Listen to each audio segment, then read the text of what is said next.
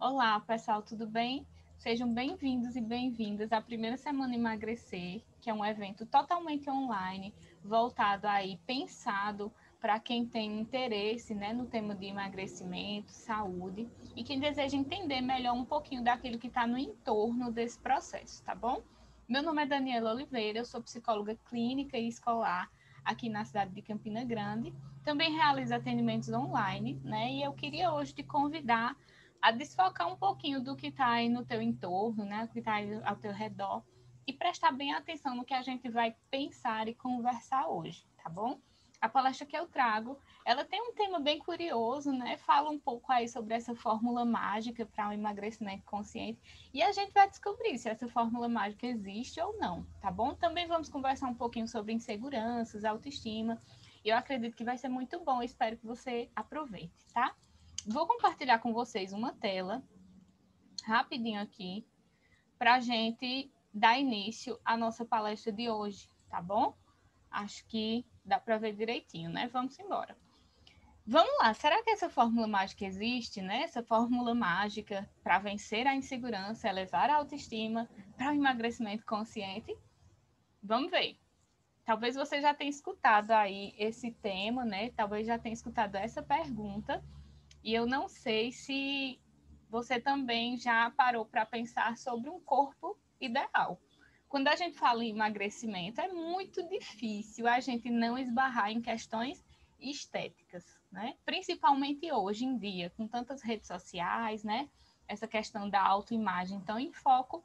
Então é muito difícil falar em emagrecimento e não falar em um padrão, em um corpo considerado ideal ou perfeito por algumas pessoas. Então, se você quiser, antes da gente começar, você pode pausar esse vídeo e imaginar esse corpo ideal, certo? Quando você imaginar, você dá play e volta para a gente continuar, tá bom? Então, vamos embora. Imaginou o corpo ideal? A maioria das pessoas, quando imagina esse corpo, imagina um corpo de propagandas, né? Um corpo que está aí estampado nas redes sociais, um corpo rico em procedimentos estéticos. E aqui o foco não é exatamente criticar os procedimentos, tá? Mas assim, repensar o motivo deles, tá bom? Qual a real motivação de ter um corpo, né, ideal, de ter um corpo mais magro, como muitas pessoas costumam comentar, né? Sempre o desejo de emagrecer porque o corpo não tá como elas queriam ou porque elas não gostam daquilo que vem no espelho. Então vamos pensar o seguinte: quando a gente fala em emagrecimento e a gente fala nessa necessidade que muitas pessoas revelam em emagrecer, a gente esbarra diretamente na questão dos padrões. Como nós falamos, o corpo perfeito. Que corpo perfeito é esse? É um corpo que foi fabricado como perfeito. E todo aquele corpo que não se enquadra nesses padrões de perfeição é automaticamente excluído ou ditado por alguns como um corpo feio, não é verdade?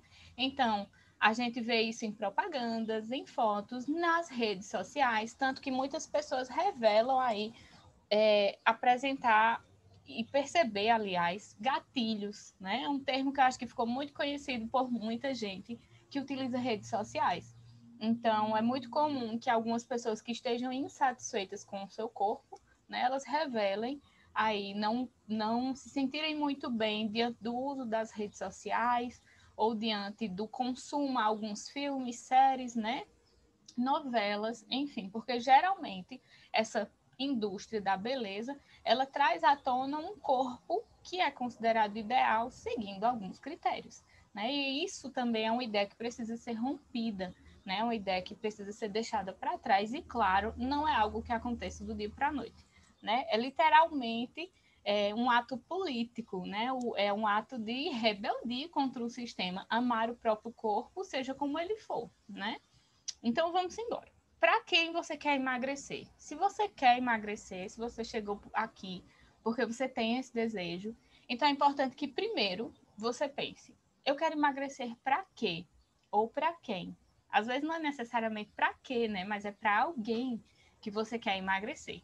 Então, para que a gente inicie esse processo falando de emagrecimento, É importante que também se fale sobre o emagrecimento consciente e a gente começa exatamente nesse ponto. Qual a tua real motivação para emagrecer? É porque te disseram para emagrecer? É porque disseram que o teu corpo não está bonito?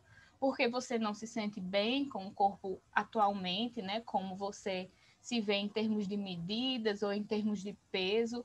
Qual a tua real motivação para emagrecer, tá? Eu queria que você pensasse um pouquinho sobre isso. Seria também por motivos de pressão social ou influência de terceiros sobre o seu corpo? Eu não sei se você também pensa assim, mas eu acredito que, diante de tudo que se ouve falar, é muito comum que as pessoas elas se sintam no direito de opinar sobre o corpo feminino, principalmente, né? Geralmente as pessoas se veem muito no direito de dar pitaco, como diz o ditado, sobre aquilo que não é delas, né? Mas é sempre muito fácil propor estratégias e resoluções para problemas que não são delas ou para situações e para um corpo que não é o delas. Então, o teu desejo vem de onde? Né? Esse desejo de emagrecimento é de fato um desejo. Queria que você pensasse sobre isso, certo? Ou a tua vontade, né? A tua necessidade de emagrecimento é pensada somente por sua conta em risco, né? Algo que você revela ter desejo e necessidade de mudar há algum tempo e talvez tenha chegado a hora, né? Ou talvez você já veio nesse processo há algum tempo, há alguns anos, e talvez esteja satisfeita ou insatisfeita com esses resultados, tá bom?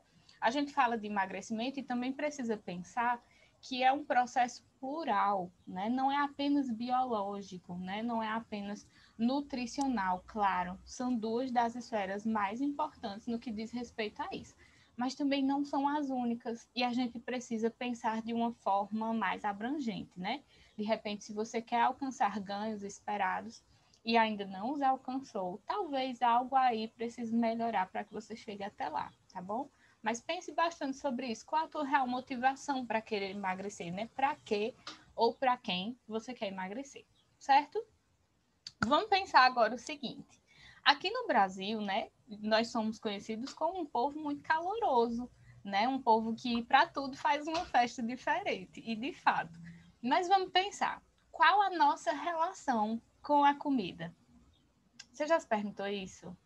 Veja só, geralmente é muito comum que para tudo a gente goste de reunir, né, de agregar, de unir pessoas, de comemorar e celebrar. Então, havendo motivo ou não havendo, a gente quer juntar e dificilmente nessa união, né, que a gente proporciona, não tem comida ou bebida envolvida, né? Então, vem cá comigo. A gente tem uma das festas mais conhecidas popularmente, que é o São João, né? Aqui no Nordeste é a festa mais esperada, assim. Claro que tem pessoas que não gostam do São João e esperam, sei lá, pelo Natal, né? Pelo próprio aniversário e outras datas que também são comemoradas assim. Mas o São João, ele gera uma expectativa maior em torno principalmente de quem é nordestino ou quem é de outras regiões e deseja conhecer o maior São João do mundo. Se você não é daqui, eu tenho orgulho de lhe dizer que eu moro na terra do maior São João do mundo, né? Que é Campina Grande, são 30 dias de festa. E para quem gosta dessa época, né, é um tempo muito festivo, as comidas são bem calóricas, né? São bem marcantes. E eu sei que nem todo mundo gosta, mas a maioria também gosta dessas comidas típicas, né? E aí vamos pensar. Nossa relação com a comida ela vem das festas, né? As mais esperadas do ano. Ela vem também quando a gente tá mal, geralmente. Então, se você tá numa bad, né? Se você não tá muito legal, geralmente você quer se aconchegar, você quer buscar um pouco de consolo e colo na comida. Então, que comida é essa? Geralmente são aqueles doces, né? E salgados, que são ricos em muito açúcar, em muito carboidrato. E a gente usa isso meio que para descontar. Não é comum, a gente vê até nos filmes, né? E nas séries, isso é muito representado. Então, a pessoa teve uma semana ruim, ela quer descontar ali naquele açaí, naquele sorvete, naquela coisa que é bem marcante em açúcar, para compensar um pouquinho daquilo que ela está sentindo, que emocionalmente falando não é bom. Então, percebe que não é apenas uma relação biológica de saciedade que a gente estabelece com a comida, mas sim uma relação emocional também, né? Existem memórias afetivas envolvidas ali naquele ato de comer, né? De se aconchegar, de buscar um pouco de colo mesmo em torno daquela refeição ou daquela comida. Vamos pensar outras situações. Aniversário, eu acredito que dificilmente você foi a um aniversário que não tivesse nada para comer, né? Pelo menos um salgadinho, um bolinho, uma coisa assim, certamente teve. Então, essa também é uma das datas, né, e das situações mais comuns em que a relação que nós estabelecemos com a comida é afetiva. Por mais que você não seja de gostar de bolo, você vai, às vezes, pela companhia, né, pelas pessoas que você vai encontrar lá e tudo mais. Outra situação, um happy hour, né, com os amigos, né, uma comemoração, uma aprovação, e aí você junta a galera para celebrar aquele momento. E outra situação que também é muito comum é a bad total. E aí muitas pessoas usam até o termo assim: eu vou fazer um estrago e vou comer tudo que eu não posso. Então vem mais uma vez essa questão envolvida, né, essa relação emocional envolvida com a comida. Então você percebe, vai muito além daquilo que é meramente biológico, né? Toda essa questão envolvida com aquela nossa saciedade, a saciedade que a gente busca em torno do comer, né? Em torno das refeições. A Organização Mundial de Saúde traz um conceito interessante no que diz respeito a esse significado de saúde, né? O que é saúde? O que é ter saúde? Então, um conceito lá de 1946 diz que a saúde é o quê? Um completo estado de bem-estar físico, mental e social. E não é só a ausência de doenças ou enfermidades. Bem antigamente, essa questão da saúde era vista como ausência de doença. Então, por mínimo que fosse o acometimento à saúde daquela pessoa, era considerado que ela não teria saúde. Então, por exemplo, algumas pessoas conseguem levar uma qualidade de vida numa boa, mesmo tendo diabetes, mesmo tendo hipertensão ou alguns outros acometimentos de saúde, né? Então, com o conceito antigo, essas pessoas não seriam consideradas saudáveis, apesar de tudo, né? Mas esse conceito trazido pela OMS em 1946 disse exatamente isso, né? Que é um estado completo que envolve não só o bem-estar físico, mas o mental e o social, e também não é só a ausência de doença, entende? Complementando isso, a gente tem um conceito de qualidade de vida, né? Que é algo muito mais subjetivo, em que o indivíduo percebe o que é a sua inserção na vida, no contexto da sua cultura, no sistema de valores em que ele vive ali, e em relação aos objetivos, expectativas, padrões e preocupações. Então, a gente percebe o conceito de qualidade de vida já bem mais amplo, né? Tanto que quando a gente ouve falar de algumas pessoas que tenham determinadas doenças, é comum a gente dizer, olha, tem tal questão ali relacionada à saúde ou tal patologia, mas leva uma vida com qualidade, né? Apesar de tudo, é possível levar uma qualidade de vida em dia, assim, equilibrada. Não que o foco seja esse, ninguém quer esperar adoecer para se cuidar. Muito pelo contrário, a gente quer cuidar para não adoecer, não é verdade? Então é importante estar atento a essas mínimas questões, começando pelas biológicas, psíquicas, para que alguns danos sejam minorados, né? Sejam reduzidos, né? Como se fosse realmente você trabalhar com a previsibilidade. Então, justamente para evitar que sua saúde seja acometida. Falando nisso, é importante a gente tocar no assunto ansiedade e insegurança. Estão diretamente relacionados, percebe? Quem aqui nunca se sentiu ansioso e ao mesmo tempo inseguro? A ansiedade ela tem esse poder, né? Ela rouba, é como se ela roubasse todas as suas certezas e aí você é como se não tivesse onde se amparar, onde se apoiar, quando ela já está num nível mais crítico, né? E a gente vai falar um pouquinho sobre esses tipos de ansiedade, o bom e o ruim, certo? Você já ouviu essa frase? Pensa aqui comigo. Nós comemos as nossas emoções. Já escutou? Então é muito comum que se desconte na comida aquele estado emocional que você está vivendo, né? E claro, aqui a gente não está falando de compulsões alimentares, mas aqui estamos fazendo um alerta, né, para o que pode sim, de fato, se tornar uma compulsão, né? Mas não vamos adentrar nesse aspecto agora. E vamos pensar o seguinte: quais são as emoções que mais levam as pessoas a comer? Você pode até pensar se já aconteceu com você. Medo, ansiedade. Algumas pessoas dizem assim, que quando estão com medo, não conseguem comer de jeito nenhum. Depende do medo, né? Então, se for um medo menos imediato, elas compensam meio que comendo mais, até que esse medo seja superado, né? Outras pessoas dizem que quando estão ansiosas, comem muito. Já tem gente que diz, não, ansiosa eu não consigo comer de jeito nenhum. E por aí vai. Diante de uma decepção, também acontece, né? Do descontar na comida. E em situações felizes é que é mais raro. Você já percebeu quando alguém está muito feliz e aí desconta comendo muito? Esse é mais raro, mas quando as pessoas estão ansiosas, tristes, com um humor muito deprimido. Então, é muito comum a gente ouvir e até ver nas séries, filmes, novelas e tudo mais, as pessoas comendo mais, né? E é interessante ver como isso acontece até em séries voltadas a essa temática, né? De compulsões alimentares ou que falem de emagrecimento de forma tóxica ou não. Volta e meia, a gente está sempre vendo representações disso na mídia, né?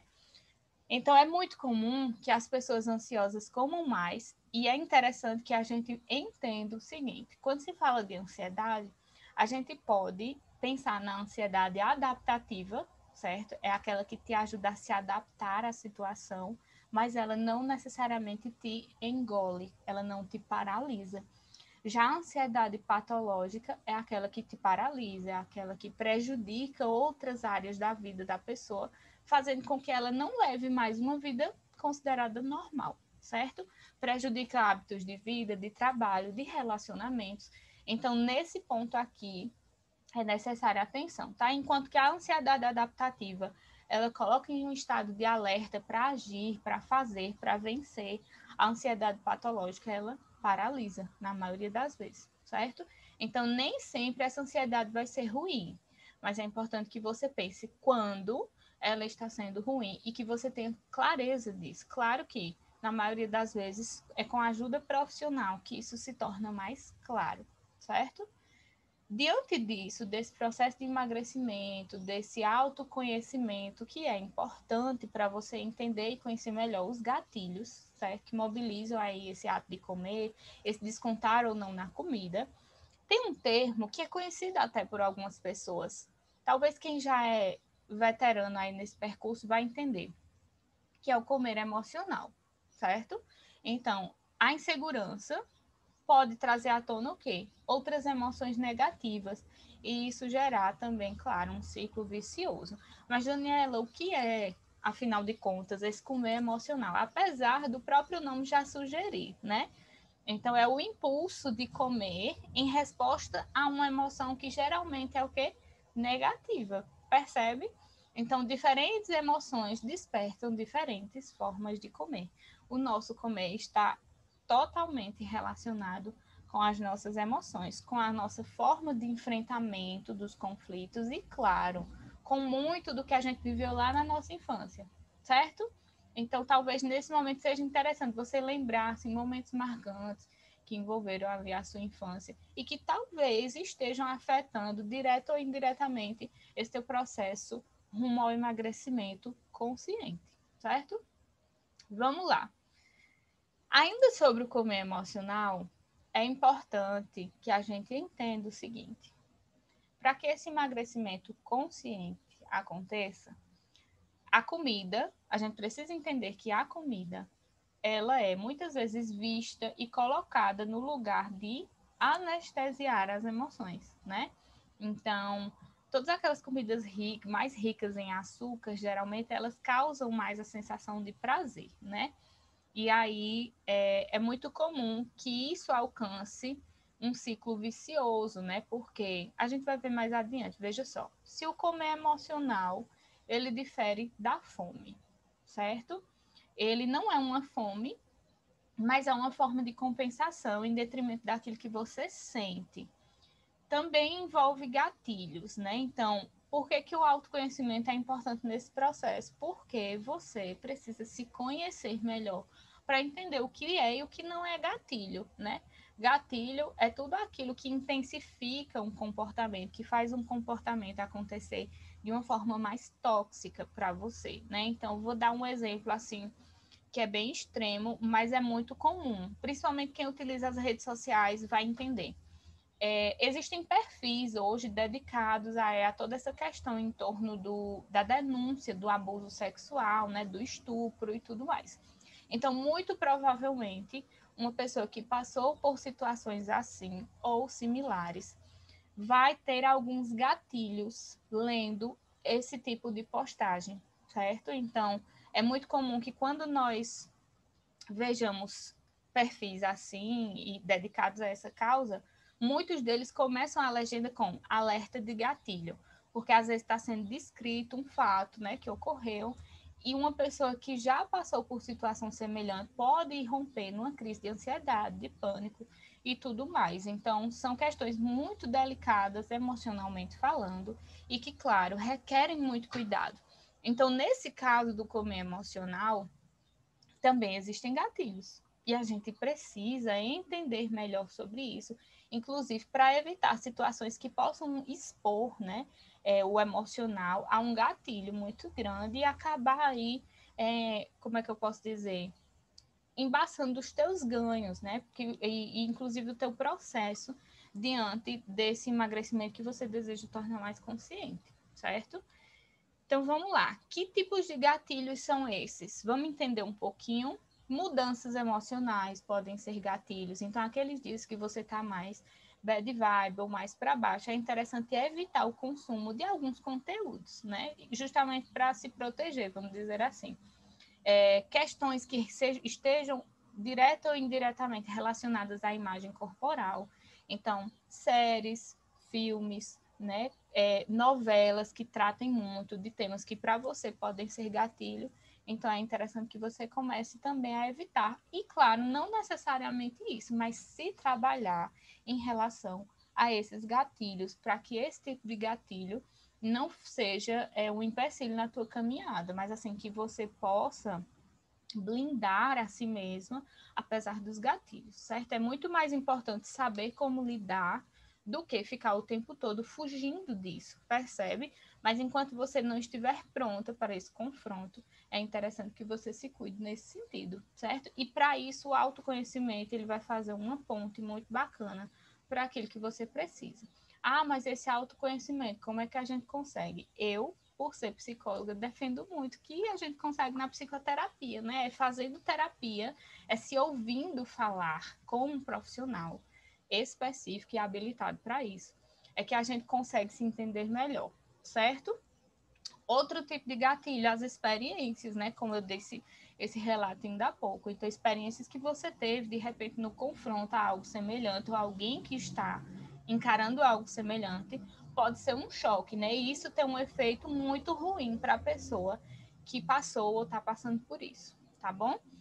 Então, o comer emocional, algumas das consequências negativas, né, desse comer emocional, pode levar a dietas restritivas, né, dietas que acabam sendo bastante tóxicas, ao efeito sanfona, propriamente dito, e ciclos repetitivos de ganho de peso. Então, é muito comum que a gente veja pessoas que já estão aí nessa caminhada, buscando o emagrecimento há um tempo, que elas relatem ali, tá naquele ciclo de ganhos e perdas, sucesso e insucesso, desânimo, motivação, frustração e tudo mais.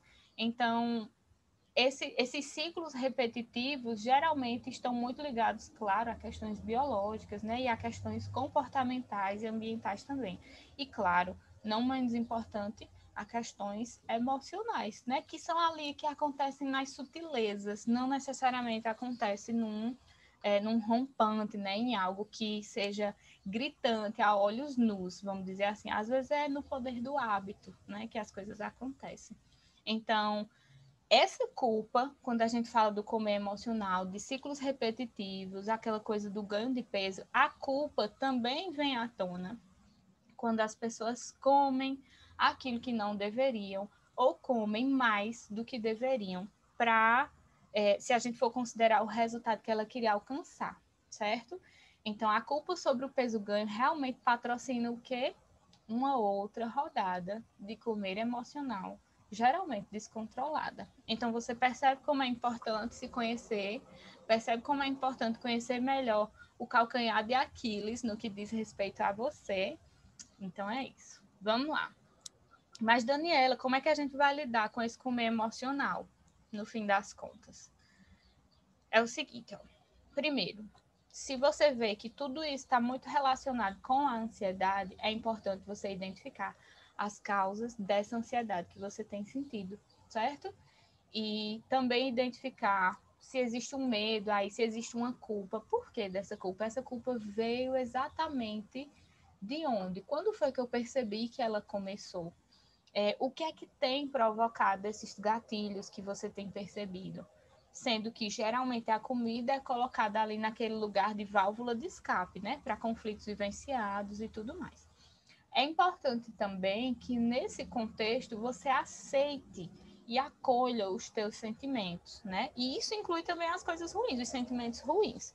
Não é fácil, tá? E claro que o foco aqui não é banalizar esse tipo de sentimento ou trivializar esse tipo de coisa. Muito pelo contrário.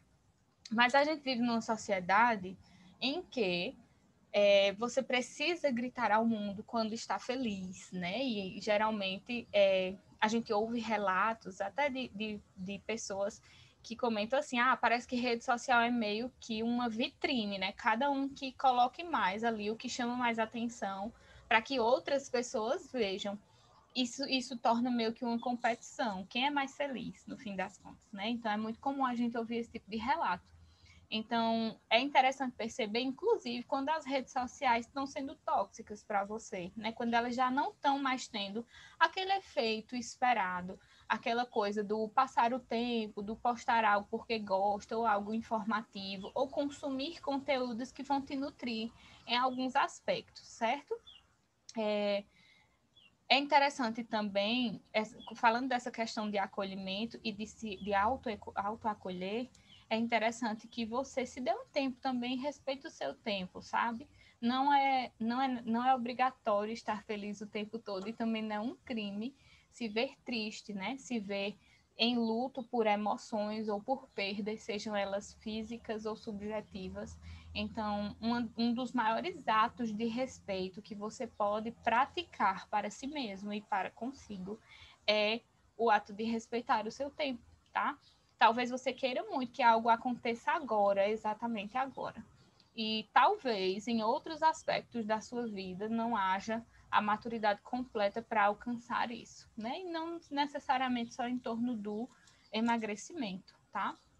Mas é interessante que você pense sobre isso e tenha paciência, porque às vezes é nesse tempo de paciência, nesse tempo de que você semeia, né, que lá mais à frente essas outras coisas vão germinar e vão brotar para dar os frutos que você espera.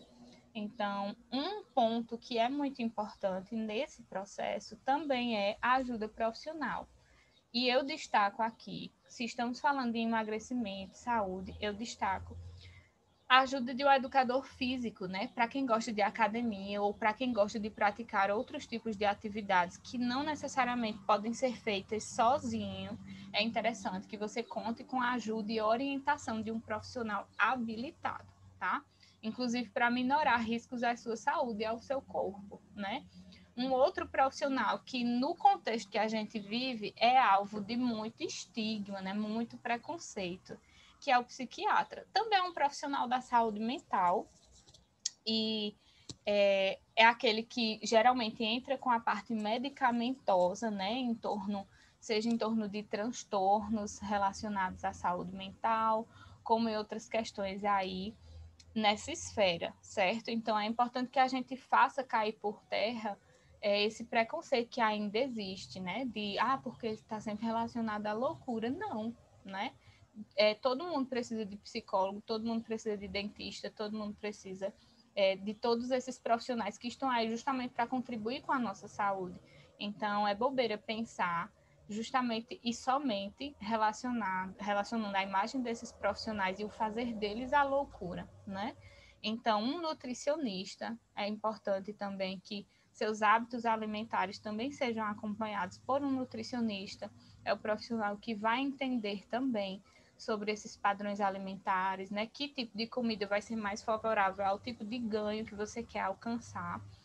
E, claro, um psicólogo, né? Que vai poder te ajudar nesse processo de autoconhecimento e de empoderamento também, tá? Porque se a gente fala de um comer consciente, a gente fala de um corpo ideal, seja ele, né, como for, a gente precisa entender as motivações para alcançar esse corpo ideal, de quem é esse desejo. E esse desejo que eu digo que é meu, ele é meu mesmo ou foi introjetado em mim pelos outros ao longo do tempo? Percebe?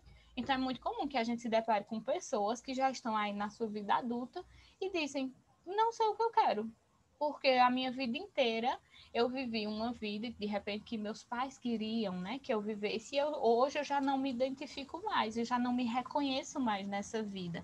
Então, será que vale a pena viver uma vida pensada pelos outros e não por você? Aonde você quer chegar, né? E aí o gato, eu me lembro do gato de Alice no País das Maravilhas. Se você não sabe para onde ir, qualquer lugar serve.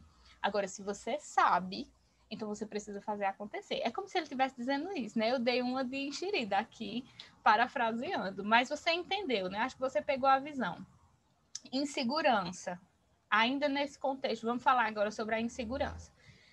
Geralmente, a insegurança ela é feita de uma autoestima abalada, certo? Então, rouba um pouco ali das tuas certezas, da tua previsibilidade, o senso de aprovação pelos outros, grita, né? Porque você é meio como se a pessoa abrisse mão de tudo que ela acredita e de toda a sua convicção para estar sempre escrava da aprovação do outro. Geralmente, pessoas inseguras têm um constante senso de incapacidade que ameaça a si mesmo, né? Então, sempre se vê com uma visão muitíssimo negativa das coisas, de fazer as coisas, de realizar e de alcançar, certo? Geralmente inclui pensamentos de que a pessoa não é amada o suficiente, não é boa o suficiente para alguém ou para realizar determinada tarefa. Geralmente é fácil reconhecer pessoas que são inseguras, né? Talvez você tenha se identificado com uma coisa ou outra, e de fato, uma insegurança ou outra, ela vai existir ao longo da vida para todo mundo, acredite se quiser. Mas algumas pessoas agem e já entenderam melhor como não se deixar dominar por isso, né? E claro, a gente está falando aí de um processo, a gente não está falando de algo que aconteceu do dia para a noite e que já nasceu pronto, mas algo que foi fortalecido, inclusive ali, ó, na infância, junto às figuras parentais, né? Seja pai, mãe ou outras pessoas que de repente cuidaram dessas pessoas que estão ou são mais inseguras. Então a gente precisa ver isso como um processo e também ter paciência, porque geralmente uma vida de X anos, né? Eu não sei que idade você tem hoje, mas talvez ao longo da sua vida inteira você tenha agido de determinada forma. E aí, como é que faz para mudar isso? Entre uma noite e outra, não é bem assim, né? E também não é fácil. Então, tenha paciência com o seu processo também, se você se vê nessa situação, né? Se você se identifica com esse perfil. E como eu disse agora, tem a ver com experiências do passado. Então, figuras parentais, né? Experiências da infância, tudo isso acaba repercutindo nos adultos que somos e que nos tornaremos, né? Então é importante que, inclusive, na terapia isso também seja ressignificado. E claro, nem tudo é só culpa dos pais, não, viu? Tem coisa que é concessão própria, tem coisa que é da própria personalidade. Então é preciso se pensar sobre isso num contexto de terapia, para que algumas outras questões possam ser destravadas, né? Como se diz no popular. E aí, minha gente, tudo isso que a gente vem conversando até aqui, eu acho que traz também um pouco de reconexão, ou provoca, certo? Pelo menos provoca um pouco de reconexão com o próprio percurso, né? Com o seu percurso. Então, diante de tudo que a gente conversou até aqui, é interessante que você se reconecte com o teu percurso, né? Com tudo que você passou até o momento, com tudo que você viveu e com quem você deseja se tornar, certo? Então, que experiências foram essas da infância, né? Se você está aí nesse processo de emagrecimento, o que foi que você viveu na sua infância que talvez tenha sido determinante, né? E basilar para o que você enfrenta hoje, como lidar com isso, como pensar em estratégias que te façam superar isso, certo? Traumas que foram vivenciados, não necessariamente na infância, tá? Mas algo que te marcou muito, medos, que por sua vez acabam sendo direto ou indiretamente aí descontados ou refletidos, né, nesse hábito e nesse processo de emagrecimento e pode estar atrapalhando aquilo que você colocou como ganho, tá? Uma série, vou deixar aqui como dica, que trata muito bem e de uma forma assim, muito gente como a gente, é a série This Is Us. Eu vou dizer assim, eu não sei se o inglês está correto, mas é uma série que fala e aborda de uma forma muito inteligente, né? Eu acredito que o roteirista, né, quem escreveu a série, pensou isso de uma forma muito inteligente, porque uma cena, um fato, geralmente é contado pela visão dos pais, é contado pela visão da criança e mostra quem eles são hoje. Então, esses três que você está vendo aí embaixo são os filhos desse casal acima, tá? E aí, os fatos, né, e as cenas, a narrativa é feita de uma forma muito envolvente, muito inteligente, e acaba trazendo, fazendo essa ponte entre presente, passado e futuro. E explica de uma forma muito positiva como tudo isso acaba refletindo no processo de cada um. Eu recomendo que você assista, e depois você vai lá no meu Instagram e me conta se curtiu, tá? Vamos lá. Autoimagem. Estamos caminhando aí, acho que quase para o final da nossa palestra. E quando a gente fala em autoimagem, é importante, ó, aí nessa figurinha você tá vendo que ela é magrinha, né? E ela se vê muito gorda, né? Ela se vê mais cheinha. E é interessante que a gente repense um pouco sobre isso, porque é muito natural que, normalmente falando, a gente se veja com um olhar mais depreciativo. E agora eu vou pedir para você fazer uma breve atividade comigo, certo? Pensa aí nas 5 pessoas mais importantes da sua vida. Se você quiser, você pode pausar o vídeo e pensar nessas 5 pessoas. E depois que você pensar, você dá play, certo? Vamos lá, as 5 pessoas mais importantes da sua vida. Pensou? E aí eu quero saber, você está incluída aqui nessas 5? Quanto tempo você ia demorar para se incluir aqui nas 5? Talvez você nem tenha se incluído. Percebe como a gente geralmente tende a se olhar com mais peso, com mais menosprezo, no sentido de não importar, de os outros é que importam mais. E a gente vai se colocando lá no final, se der tempo, se sobrar, a gente se preocupa consigo mesmo. E não é assim que deve ser, né? Não é assim, tá? Então vamos pensar. A autoimagem, ela representa a forma subjetiva, ou seja, a forma como esta pessoa internamente se vê a respeito de si mesma, com relação, por exemplo, à aparência, ao funcionamento do corpo, aos pensamentos e às emoções, certo? Então, grande parte dessa autoimagem acaba sendo construída, ó, lá na infância, entende? Então, ela pode mudar várias vezes ao longo da vida, através das experiências e das influências que ela tem. Quem assistiu ao CONADEM, que foi o Congresso Nacional de Desenvolvimento Emocional para Mulheres, né? Eu também participei, viu lá que eu compartilhei uma imagenzinha relacionada aos ganhos, às janelas de desenvolvimento presentes na infância. Foi uma pesquisa realizada com profissionais de Harvard e publicada em uma, se não me engano, em uma revista muito influente de lá. E aí relatava isso, que os ganhos mais significativos, eles estão marcados ali na primeira infância, geralmente até os 6 anos. Então, você percebe a maneira como a nossa imagem sobre nós mesmos, ela é incentivada e construída lá na infância, ela vai ficar de uma maneira muito forte em nós, certo? Então, eu não vou entrar aqui na questão dos transtornos alimentares e tudo, mas geralmente com a anorexia acontece isso, né? Então, a pessoa é magra, já está num estado, às vezes, de uma perda de peso constante, assim, já não consegue se alimentar e ela consegue ainda se ver gorda, né? Se ver acima do peso. Então, são questões que precisam, de fato, ser tratadas por profissionais e não é vergonha alguma, né? Então, claro que a sociedade em que a gente vive contribui muito para muitos tipos de preconceito. Mas quanto mais a gente puder quebrar esse tipo de visão e de preconceito, melhor, tá? Vamos lá. Continuando aqui o que a gente vem falando, é muito difícil. Hoje em dia eu acho que nas redes sociais isso tem sido mais marcante, né? Pessoas que acabam acompanhando, sim, os seus hábitos de vida, né? Vão ao médico, que são gordas, mas vão ao médico, estão com a saúde ok e tudo mais, mas estão ali, tem aquele cuidado e aquele autocuidado. Então, uma pessoa que na sociedade que a gente vive é gorda e se ama, é um ato político, minha gente, sabe? É um ato de rebeldia contra o sistema e contra a ditadura aí dos corpos perfeitos, né? Ditos como perfeitos, como a gente vem falando. E aí nas redes sociais também aconteceu um movimento, eu não me lembro exatamente há quanto tempo, mas as pessoas estavam questionando muito como ter um corpo de praia, né? Como ter um corpo de verão. E muitas mulheres acataram essa visão, assim, eu achei o máximo.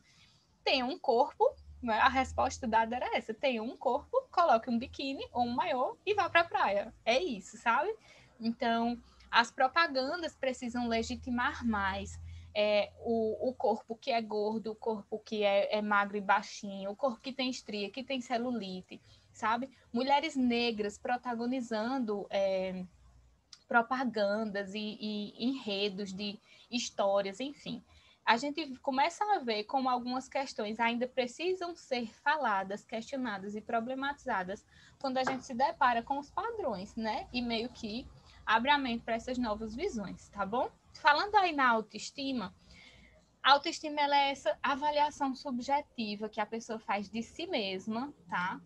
Como sendo intrinsecamente positiva ou negativa em algum grau. Talvez eu estava assistindo uma série, não me lembro qual, e a personagem ela tinha uma autoestima lá em cima, né? Então, lembrei, Melhores Amigas é uma série recém-lançada pela Netflix e conta a história de duas amigas, né, ao longo da vida e tal. E uma das pessoas que trabalha no jornal em que elas trabalhavam, ela tinha uma autoestima lá em cima, né, admirável, nada abalava ela. Então, é interessante também como algumas pessoas têm uma autoestima muito forte, né, que vai além, que não é pautada em humilhar alguém ou puxar o tapete de alguém, mas é pautada em si mesma, né? Ela se ama, então aquilo que ela faz ela admira.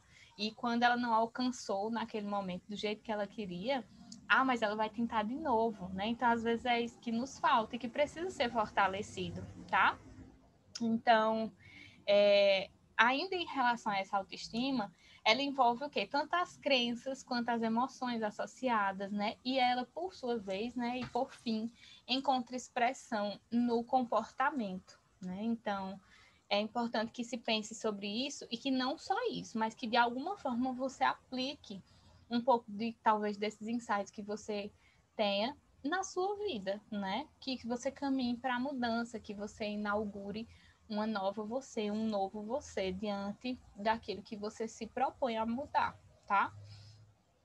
Quando a gente fala em ações milagrosas, é comum demais, né? Ver promessas de emagrecimento rápido, fácil, indolor e tudo mais. Assim, indolor que eu digo no sentido de você querer emagrecer e aí existe uma solução única, rápida, do dia para a noite que vai te proporcionar isso, sabe? Então, a gente precisa quebrar também alguns imediatismos e aprender a conviver com o processo de espera, né? Com o processo do tempo mesmo. Então, geralmente o que vem fácil vai fácil, né? Tem pessoas que relatam ter perdido peso muito rapidamente e depois recuperaram esses quilinhos aí muito rapidamente também. São questões que, claro, biologicamente também precisam ser investigadas, mas também estão ali nas entrelinhas do comportamento, certo? Então, é necessário ter muito cuidado com as promessas, né? E um emagrecimento consciente, como nós falamos até aqui, envolve autoconhecimento. Não tem como você dominar algo que você não conhece, né? Que você conhece todos ali, todos os meandros, vamos dizer assim, para que você possa sobressair, tá? Então, o processo de psicoterapia, por exemplo, ele te ajuda a não ser analfabeto na tua própria história, entende? Vamos lá. Quando se fala em aceitar a si mesmo, eu queria que você parasse um pouquinho e pensasse como você se vê hoje. Quais são as áreas da tua vida que demandam essa mudança, tá? Quem é que você vê quando se olha no espelho? Entende como isso é forte? E para cada pessoa que está assistindo, vai ter N representações aqui. Essa simples frase, né? Quem você vê quando olha para o espelho. Então, talvez seja aí que você também deva trabalhar algumas questões, né? Ressignificar outras e caminhar para mudar outras, tá bom? Pensando nisso, é importante que você também considere o que é que te impede de se aceitar no padrão que você se encontra atualmente. O que é que te impede de prosseguir nesse caminho? Seria o quê? Os rótulos, seriam as pressões estéticas e sociais. Então, tudo isso é importante que você pense e reflita, tá bom? Por fim, eu vou deixar duas frases que eu amei quando vi e achei que casa muito bem com a proposta dessa nossa palestra de hoje, tá? A primeira diz que amor próprio é quando a onda percebe que é o oceano. Às vezes a onda só não se deu conta ainda que é o oceano, né? E o que é que precisa para ela se dar conta disso, certo? E a autoestima, ela não muda o oceano, mas ela apenas reforça a embarcação, certo? Foi um prazer ter você por aqui, tá? Aqui tá o meu Instagram, tá o meu Instagram. Essa é a rede social que eu mais utilizo. Também tá o meu e-mail. Se você tem alguma dúvida, algum questionamento, algum comentário, sinta-se livre, tá? E tem uma frase que eu gosto muito e tem muito a ver com o nome do meu perfil, né? No Instagram, que diz assim: todo passo que eu dou inaugura um eu novo que caminha em direção a mim. Então, eu espero que você dê novos passos e inaugure, né?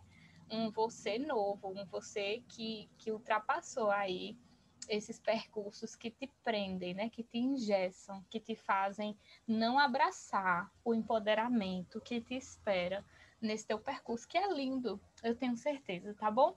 Muito obrigada, foi uma honra. Fique ligada aí nos próximos profissionais que vão estar palestrando na Semana Emagrecer e a gente se vê em breve, tá bom? Obrigadão.